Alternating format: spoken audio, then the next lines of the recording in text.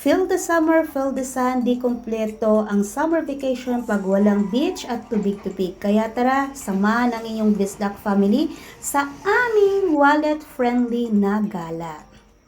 Pagbaba pa lang namin sa Enoshima Station, nako, parang nasa Amerika ka.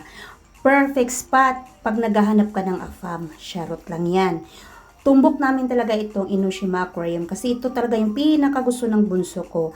I highly recommended since yung pagpunta nyo dito, hindi mo na kailangan i-explain sa anak mo kung ano ang nagaganap sa kaharian ni Ariel at Ursula. Hoy mga kabistak, exage man sabihin, but I feel I am mermaid without a tail dahil dinadala ko sa mundo ng kailaliman ng dagat. From small fish to the biggest one. May mga tour guide na nag-explain sa mga kaisdaan at mga cycle nila pero hindi na kami nakinig at umikot na lang kami.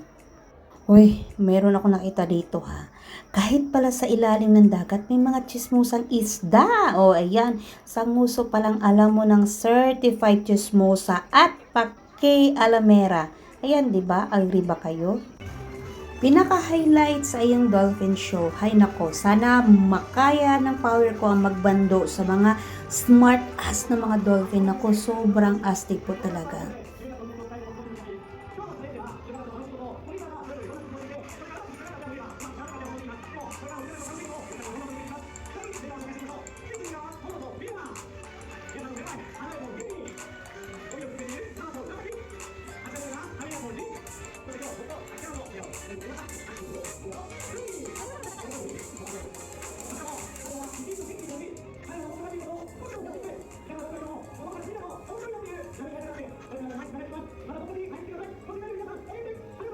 Hindi matatapos ang araw na ito na hindi tayo magrampa. Nako, irampa natin ang ating kagandahan.